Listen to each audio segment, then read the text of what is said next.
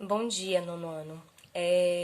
Eu tomei a iniciativa de fazer uma videoaula porque eu tenho percebido que a relação com a aula online ela tem ficado um tanto dispersa, seja porque a internet de vocês cai, ou outra hora a minha cai e a chuva fica oscilando todo esse processo e a gente não tem como interferir. A melhor forma que existe é a gente otimizar a qualidade das coisas da melhor forma possível. Então eu acredito que um vídeo do qual vocês possam ver e rever e repetir, né, gere um lugar de compreensão melhor das coisas, sem interferência, né, com a relação mais possível para que a aula aconteça de uma forma mais dinâmica. Dinâmica e possível de acontecer, né? Então, é isso.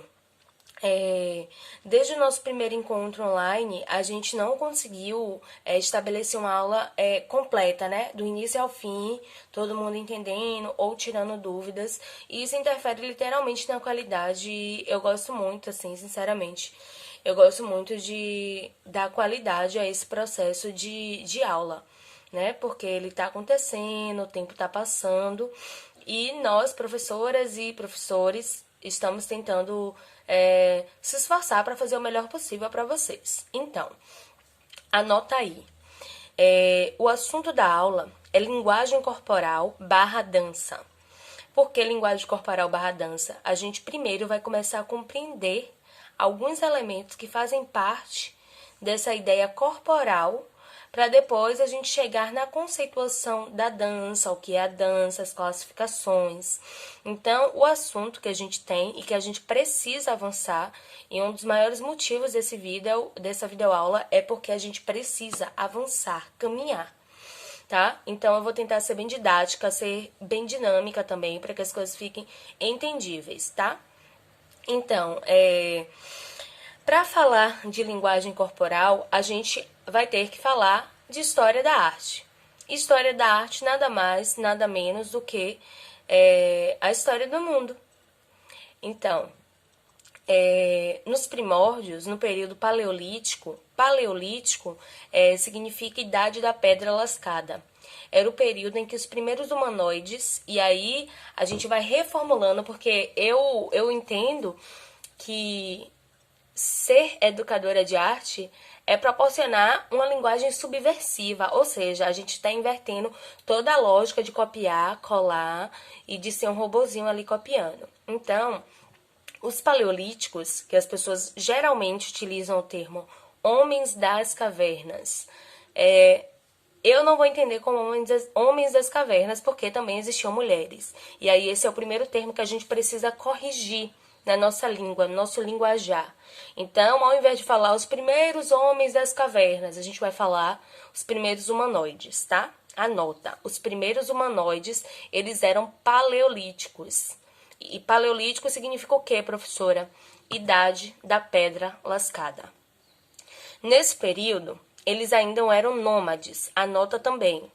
Nômades são pessoas, significava que eles não tinham moradia fixa, né? Os primeiros humanoides não tinham moradias fixas. Então, eles migravam de uma caverna, de uma gruta para outra. Porque ali onde eles estavam, eles precisavam escolher o alimento, precisavam caçar, né? Precisavam dar conta da sobrevivência. E a isso eu vou chamar de tecnologia ancestral. Não é um termo meu, mas é um termo que eu aprendi. Por quê? Hoje em dia a gente tem celular, a gente tem tablet, a gente tem computador, a gente tem tecnologia informacional a todo vapor aí pipocando na tela do celular da gente. Mas o que a gente esquece é de falar de uma tecnologia muito bonita, que é a tecnologia da relação com a vida que os primeiros humanoides tinham. Então não dá para chamar esses seres humanos de selvagens, né? E é dessa mesma forma que pejorativamente as pessoas chamam os indígenas, né? Os povos indígenas, selvagens ou não civilizados, e isso interfere literalmente como a gente vai enxergar o mundo, da mesma forma que a gente enxerga às outras civilizações. Então, não é porque nós estamos na cidade, somos urbanos, somos de Salvador, que existe uma única verdade. Né? Existiram outras formas de civilizações. E a gente tem mais tempo de pré-história, que é um termo que também eu não gosto de utilizar, porque pré-história dá a entender que antes não tinha de fato uma história estabelecida. É como se ela fosse antes da história de fato. Então, eu gosto também de usar um outro termo, que é no período paleolítico, né? Acho que o mais correto é a gente utilizar o termo científico, que é o paleolítico, período da Pedra Lascada, que aí ele é subdividido em paleolítico, que é a idade da Pedra Lascada, neolítico, idade da Pedra Polida, neolítico é a idade da Pedra Polida, e idade dos metais, que é quando os primeiros humanoides eles já conseguem dominar o fogo, né? Fazer coisas, dobraduras e tal. E aí a gente vai pensar o seguinte: esses primeiros humanoides, aí eu tava falando que a gente tem tecnologia de celular, de tablet, de computador, mas esses primeiros humanoides, pessoal, eles tinham assim uma relação muito avançada com a natureza, da qual a gente não tem hoje. Por exemplo, você sabe caçar, você sabe plantar, você sabe o momento certo de colher, você sabe como se alimentar corretamente, você sabe dar o seu corpo ao que é solicitado naquele período. Então, a gente precisa entender que tecnologia, avanço e progresso são coisas diferentes. Porque a gente não sabe mexer na terra, a gente não sabe plantar, a gente não sabe o momento de colher, a gente não sabe como usa tal planta, a gente faz o que? A gente vai na farmácia. Então, esses primeiros humanoides, eles tinham uma relação muito direta de contato com a natureza, porque eles não se sentiam separados eles eram parte da natureza. Então, isso facilitava. E aí agora a gente vai caminhar para a ideia da linguagem corporal. Por que eu estou contando a história lá dos paleolíticos, que tem a ideia das pinturas rupestres que eram feitas nas paredes das cavernas, que por sinal é preciso também dizer a vocês, né, que as pinturas rupestres, elas não são pinturinhas que eram feitas para ficar bonitinho na parede da caverna. Elas eram pinturas ou pinturas que a gente pode chamar de documentos históricos, porque as pinturas nas paredes, elas registravam a história daquelas pessoas que viviam ali. E pensando nisso, a gente vai entender também que a colonização, o que demarca a colonização é a escrita cuneiforme. Porque, por exemplo, os registros nas paredes das cavernas são leituras. Se a gente olha para os desenhos e a gente consegue compreender como aquela civilização vivia, a gente consegue perfeitamente, então, fazer leitura.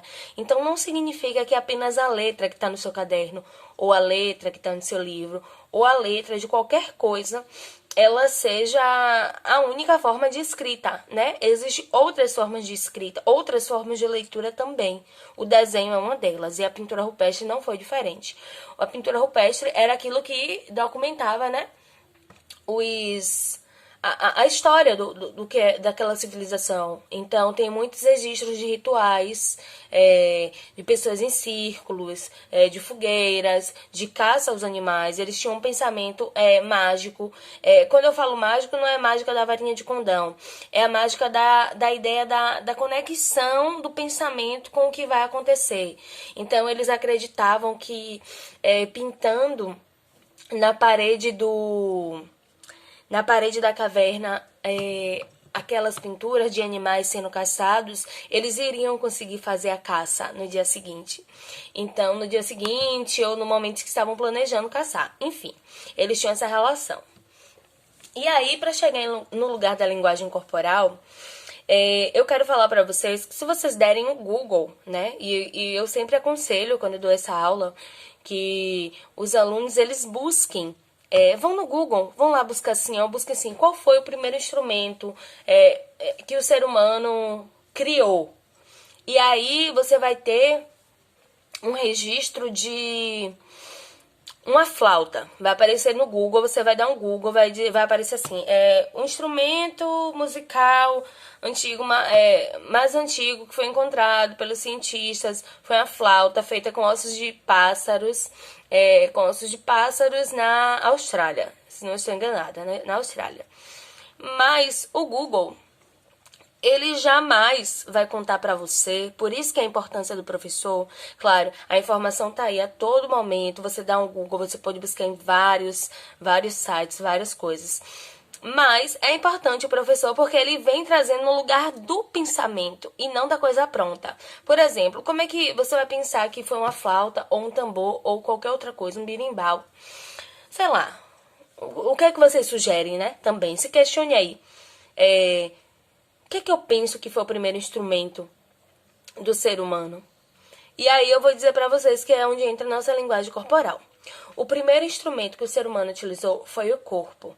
Por que o corpo? Porque foi através do corpo que eles precisavam reproduzir os sons da natureza. Então eles escutavam os animais assoviando, ou os animais de terra, ou os animais de ar, ou os animais de água.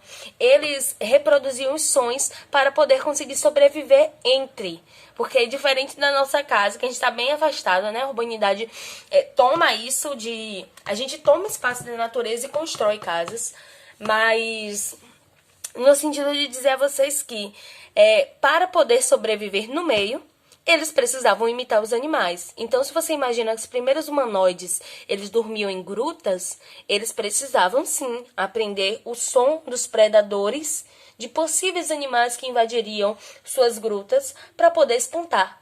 Então, eles precisavam saber a comunicação corporal do ambiente. E isso é muito interessante, isso é tecnologia. Como eu desenvolvo o meu corpo a partir do ambiente que eu estou. E aí serve para vocês pensarem, né? Em qual ou quais lugares eu estou que eu me sinto com medo? Qual lugar me provoca medo? Ou em qual espaço que eu estou me provoca alegria? Ou em qual espaço que eu estou que eu preciso, que meu corpo sente tal reação?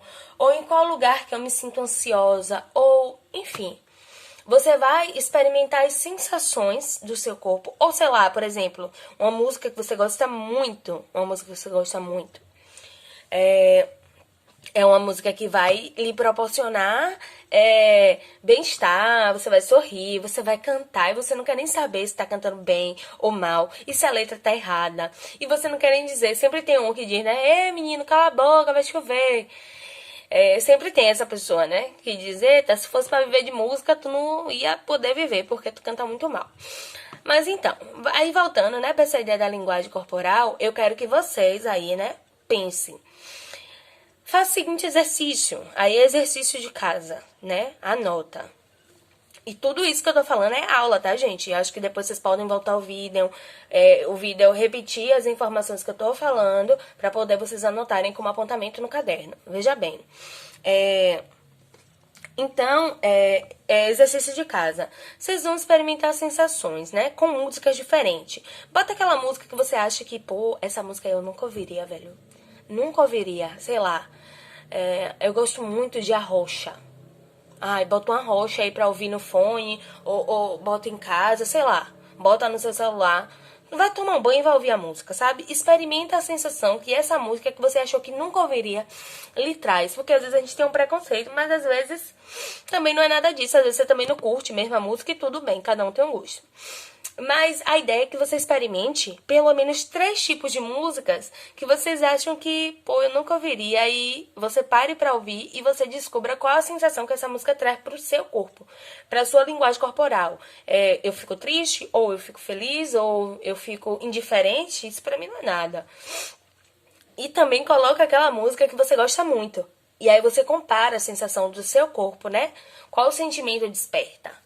Né? Então, essa é uma das linguagens artísticas, a música, inclusive nessa quarentena, tem sido uma das linguagens artísticas mais utilizadas, né? Porque a gente não pode ir pra festa, a gente não pode ir pra canto nenhum, então a gente utiliza a música pra poder dispersar, né? Pra poder se alegrar mesmo, pra poder refletir. Tem vários tipos de músicas, enfim.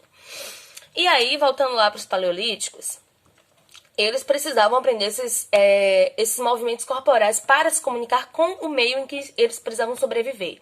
Então, imitar o som dos pássaros, né, os sons dos pássaros, para poder assoviar, ou para atrair aquele pássaro para perto, para poder caçar, né? Ou imitar o som do predador dos ursos, né, para poder espantar os ursos de não invadir as grutas, né?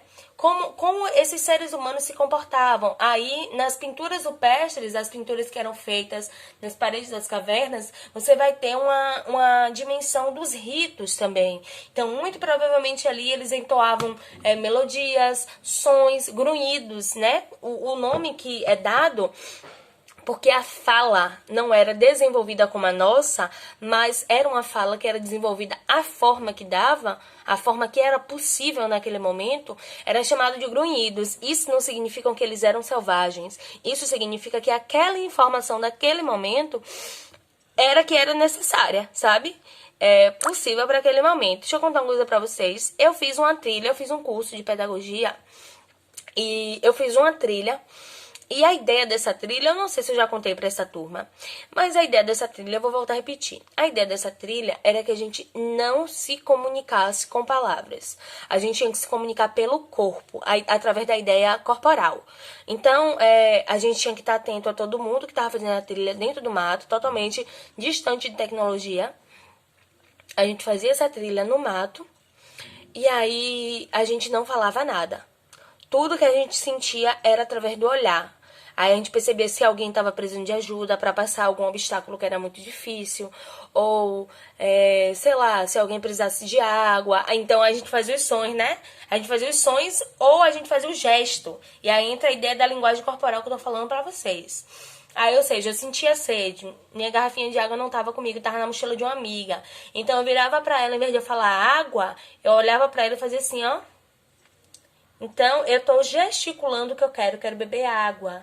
Ou, quando eu estava com fome, eu colocava a mão na barriga, né? Ou, sei lá, qualquer coisa. Ou se aquilo estava muito bom, a gente se olhava e sorria. É a coisa mais linda do mundo. Essa ideia da linguagem corporal. Se um dia vocês tiverem a oportunidade, né, sei lá, quando vocês crescerem, fazerem um acampamento, ou andar numa trilha, tentar a linguagem não verbal. Então, os primeiros humanoides se comunicavam dessa forma, gente. E aí, pensando na ideia de linguagem corporal, é uma forma de comunicação aí, eu acho que já cabe a vocês anotarem, né? O que é linguagem corporal, professora? Linguagem corporal é comunicação não verbal, né? É quando só o seu corpo fala para as ações ou para quem está com você, ou quem está ali compartilhando no meio do processo, né?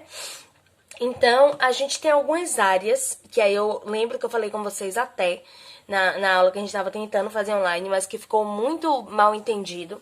E eu fico muito preocupada com a ideia do assunto não entendido ou com a qualidade dele. Então, a gente pensou... a gente pode pensar que tem... É que eu tô com um apontamento aqui do lado, né? Pra também no passar do tempo. Então, a gente pode pensar que... a linguagem corporal, ela envolve gestos, postura, né? Expressão facial, por exemplo. Aí eu dei o exemplo na aula passada. Se eu reclamo com fulano, você tá ali, na sala e tal, só tem duas pessoas conversando, aí o professor chama a atenção. Aí, geralmente, quando aquela pessoa ela não gosta, ela não diz ao professor que ela não gostou, ela diz? Geralmente ela não diz. Às vezes até diz, porque quando contra-argumenta. Mas, por exemplo, o professor chamou a atenção de dois alunos ali no fundo, que tá ali conversando e tal, não sei o quê. Aí o aluno não gosta, mas ele não diz. Mas ele faz o gesto, né? Ele fecha a cara. Ele fica, tá, é comigo mesmo. Tá, não sei o quê. Fica dando muxoxo, vira pra um lado, vira pro outro. Bate na mesa, que é uma coisa muito comum, que acontece muito, né? Que inclusive é falta de respeito. Mas eu, enquanto professora de educação artística, observo isso, sabe? O que é que o corpo daquele aluno tá me dizendo? Ou quando eu tô dando aula, o aluno tá assim... Sei lá, tipo, pode não ser só na minha aula, sabe? Mas, enfim, ou quando o aluno tá assim, ou quando aquele assunto empolga muito ele, ou quando ele tá assim. Preste atenção na sua linguagem corporal, certo? A partir de hoje, comece a prestar atenção na sua linguagem corporal. Como é que sua mãe reage quando ela tá chateada ali com você ou com alguma situação que aconteceu em casa e ela não diz nada, ela só fica ali, ó, só concisa. E aí você percebe, ó, minha mãe tá retada, tem alguma coisa aí que não tá certo, não tá caminhando. Meu pai, como é, né? Como é que é com meu pai? Como é que é a linguagem corporal do meu pai? Ou da minha tia? Não sei, gente. Observa aí quem tá perto de vocês. Começa a prestar atenção nessa ideia da linguagem corporal, tá? E aí, existem várias ciências que estudam essa ideia da linguagem corporal. Por exemplo, a psicologia é uma dessas, né? Para quem pensa em fazer psicologia. A psicologia estuda muito a linguagem corporal, que é a não verbal. Eu, por exemplo, sou uma pessoa que vocês estão vendo aqui o tempo todo. Eu falo, mas eu tô aqui, ó, gesticulando e tal, não sei o quê. Eu tenho isso, né? Tá comigo esse processo de gesticular e falar. É muito... Às vezes eu não consigo só ficar assim parada. Não sei o que, não sei o que, não sei o que, não sei o que. Eu preciso estar em movimento, porque já é de mim essa ideia de estar em movimento.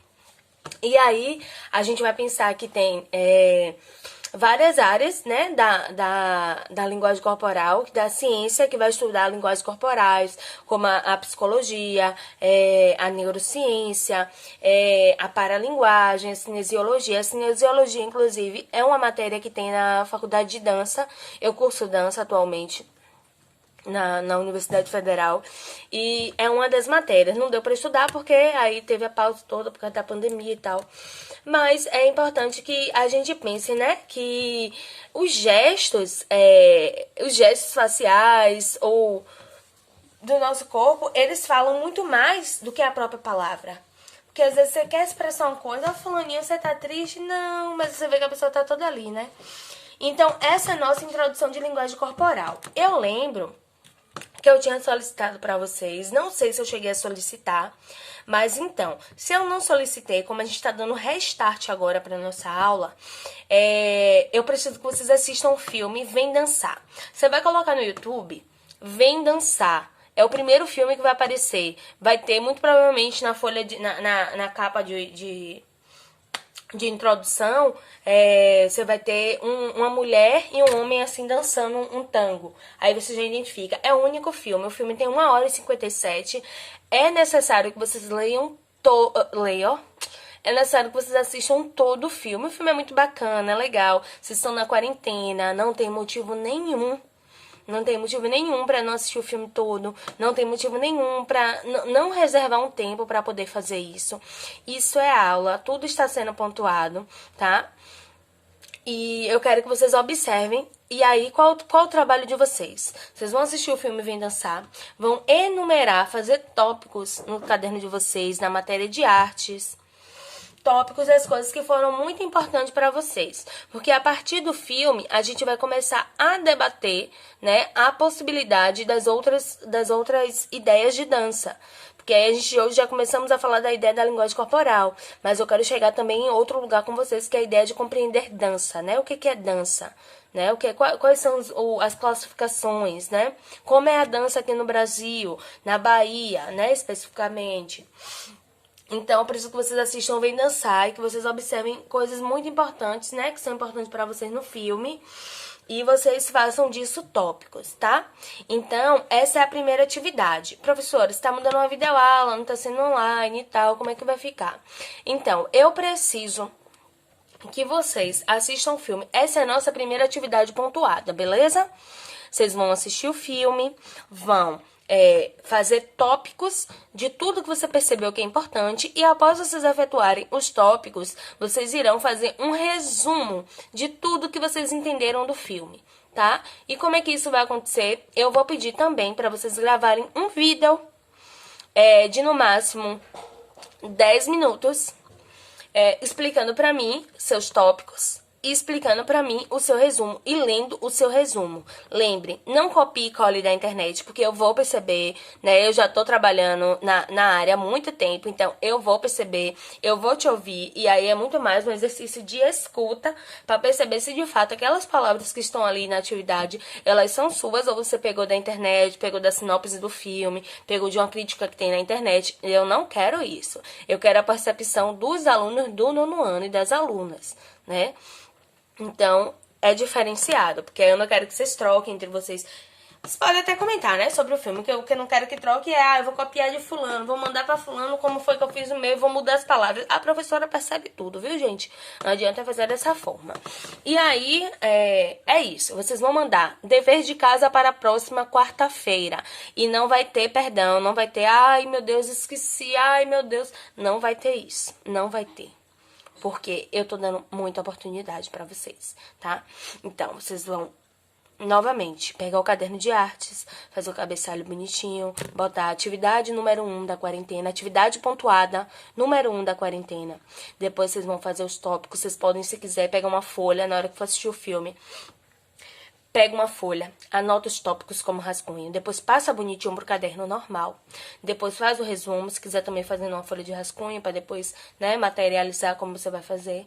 E depois disso, você vai gravar um vídeo de no máximo 10 minutos, lendo pra mim seus tópicos, lendo seu resumo e a terceira coisa é me dizendo tudo que você entendeu. Sabe? Se bem que o resumo e os tópicos já vai estar ali dando algumas dicas, mas eu quero a sua presença corporal, quero ver sua linguagem corporal e verbal através do que vocês assistiram, tá certo, no nono? Então, essa é a nossa primeira videoaula, a gente vai dar continuidade dessa forma, porque eu sinto que é muito melhor em termos de qualidade. E aí a gente vai dialogar desse jeito, tá certo? Qualquer dúvida, eu acho que não ficou dúvida nenhuma, é só voltar ao vídeo, ouvir de novo o que eu pedi e não tem nenhum bicho de 7 cabeças, ok? Então a gente fica por aqui, fiquem em casa, se cuidem, bebam água, se alimentem bem, tá certo? E um beijo. Até a próxima.